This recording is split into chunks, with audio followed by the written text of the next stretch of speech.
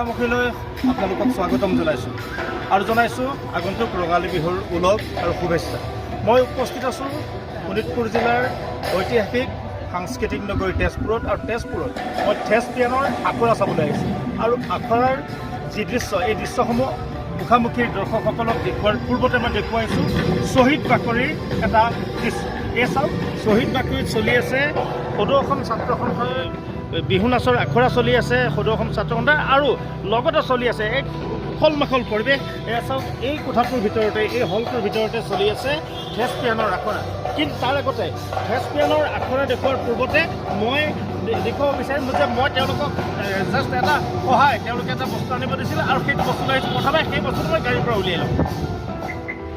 তেজপুৰীয়া থেস্পিয়ানহঁতৰ বাবে বিশেষকৈ যিসকল যুৱতী আছে তেওঁলোকে নৃত্যত ব্যৱহাৰ কৰিব পৰাকৈ, নামটো মই নকওঁ, আপোনালোকে নিজে চিন্তা কৰি চাওক এইটো কি বস্তু। বহুতে নাজানে, আজিকালি চিনি নাপায়। এই বস্তুটো লৈ আহিছোঁ আমি, তেওঁলোকৰ বাবে লৈ আহিছোঁ এখন দোকানৰ পৰা কিনি। য'তে ত'তে এই বস্তুটো নাপায় আৰু তেওঁলোকক এইটো মই দিমহি আৰু দেখুৱাম মুখামুখি দৰ্শকসকলক থেস্পিয়ানৰ আখৰা।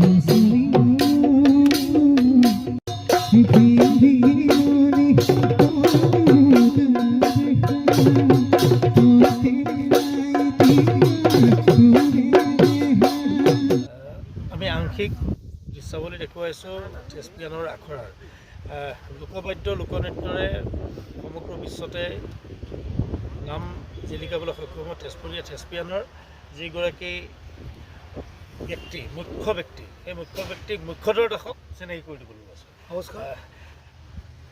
আচলতে থেস্পিয়ানৰ জন্ম কেনেকৈ হ'ল বা এই চিন্তাত মনলৈ কেনেকৈ আহিল? আচলতে মই এতিয়া ক'ব পৰা অৱস্থা নাই, মানে মোৰ মাতটো বহি আছে। আমাৰ এইফালে দলৰ সদস্যই ক'ব থেস্পিয়ানৰ জন্ম হৈছে 2010 চনৰ পৰা। বিজয় শংকৰ শইকীয়া মোৰ বন্ধু আছিলে, তেওঁৰ সময়ৰ পৰা আৰম্ভ হৈছিলে। বাকীখিনি কথা আমাৰ লগৰখিনিয়ে ক'ব আমি কি কৰিম কেনেকৈ কৰিম। এইবাৰ দেখিবলৈ পোৱা গৈছে নতুন মুখ বহুত দেখিছোঁ, অসমৰ বিভিন্ন প্ৰান্তৰ পৰা আহিছে। ক'ৰ পৰা আহিছে? অসমৰ পৰা আহিছে, কলিয়াবৰ পৰা আহিছে, নগাঁৱৰ পৰা আহিছে, পৰা আহিছে, গুৱাহাটীৰ পৰা আহিছে। এইবাৰ কিন্তু দেখিবলৈ পোৱা গৈছে বিহু নাচক গুৰুত্ব দিয়া হৈছে, বিহু নাচটোক বেছি গুৰুত্ব দিয়া হৈছে। এটা মানে সুন্দৰ ডান্স কৰিঅগ্ৰাফ কৰিছে আমাৰ শিল্পা ক'ত আছে? শিল্পাই আমাৰ বিহুটো কৰিছে, খুব ধুনীয়া এটা ডান্স কৰিছে কৰিঅগ্ৰাফ। আৰু মই আশা কৰিছোঁ এই ডান্সত চবেই আঁকোৱালি ল'ব। এয়া হ'ল শিল্পা, ভাল অভিনেত্ৰীও। আমি একেলগে অভিনয় কৰিছোঁ। এই শিল্পাই ভাল নাচ শিকায়, শিল্পাও আহিছে। শিল্পা আজি এইবাৰ আচলতে বিহু নাচটোক বেছি গুৰুত্ব দিয়া হৈছে নহয় জানো? বিহু নাচটো এতিয়ালৈকে হয়, বিহু নাচটো বেছিকৈ গুৰুত্ব দিয়া হৈছে কাৰণ আমি বিহু বলীয়া ৰাইজ। চবেই জানে চব বিহু বলিয়া অসমৰ গতিকে বিহুটোত বেছিকৈ গুৰুত্ব দিয়ে শিল্পাই বিহুটো খুব সুন্দৰকৈ কৰিছে আৰু মোৰ এটা বিশ্বাস মানে তাই যিটো বিহু কৰিছে খুব অসমত কম মানুহ আছে এনেকুৱা বিহু কৰি মই ছেটিছফাইড ফুলি ছেটিছফাইড ময়ো আচলতে খুব মানে ভাল পাইছোঁ চাই যে আৰু তেওঁলোকেও বহুত ধুনীয়াকৈ ৰাখিছে আৰু কষ্ট হৈছে এইখিনিতে এই চাগতে ময়ো ক'ম তোমালোকক যে কষ্ট বহুত হ'ব গালিও খাবা হয়তো পিটনো খাবা কিন্তু দৰ্শকৰ ওচৰলৈ যাওঁতে তোমালোকে নাম লৈ আহিবা সুনাম লৈ আহিবা গতিকে কষ্টখিনি স্বীকাৰ কৰিব লাগিব তোমাৰ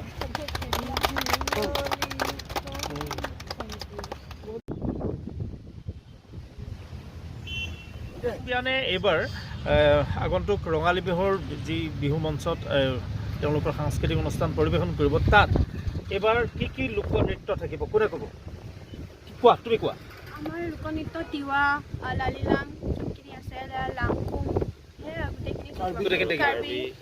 গোটেইখিনি তোমালোকে আয়ত্ব কৰিছা আখৰা কৰিছা নে এতিয়ালৈকে আমাৰ ইণ্ডিয়ান ফ'ক থাকিব লগতে আমাৰ অসমৰখিনিও থাকিব গোটেইখিনি থাকিব মানে লোকবাদ্যৰ কি সমাহাৰ ঘটিব এইবাৰ বিশেষকৈ কি বাদ্য দেখিবলৈ পাম এইবাৰ লোকবাদ্য আমাৰ অসমৰ গোটেইখিনি যিমান জনগোষ্ঠীৰ বাদ্যযন্ত্ৰ আছে গোটেইখিনিয়ে আমাৰ গ্ৰুপত এইবাৰ অনা হৈছে আনি আছোঁ আকৌ আমি কাইলৈ যাম আখৰা চলিছে নাই আখৰা আমাৰ লোকবাদ্য এতিয়ালৈকে আখৰা চলি আছে বাৰু কিন্তু আমাৰ কাইলৈ গোটেইখিনি অনাৰ পিছতহে ভালকৈ আখৰা হ'ব এইবাৰ এটা বিশেষ মাদল দেখিবলৈ পাম বুলি গম পাইছোঁ হয়নে মাদলটো আহিছেনে ইয়াত আছে নেকি এতিয়া চাব পাৰিম এতিয়া আছে মাদলটো আমি দেখুৱাম তাৰ আগতে জানিব বিচাৰিম আৰু কি আছে চক মানে লোক সংস্কৃতি এনেকুৱা এটা বস্তু এটা হয় আমি ক'ব নোৱাৰোঁ মানে আমি কৰি আছোঁ আপুনি খালি দেখিব মাত্ৰ গোটাই আছা লৈ আহি আছা গোটাই আছোঁ আমি কৰি আছোঁ আপুনি খালি দেখিব ঠিক আছে তেতিয়াহ'লে আমি টু বি কণ্টিনিউ ইয়া আকৌ দেখাম চাই থাকিব মুখামুখি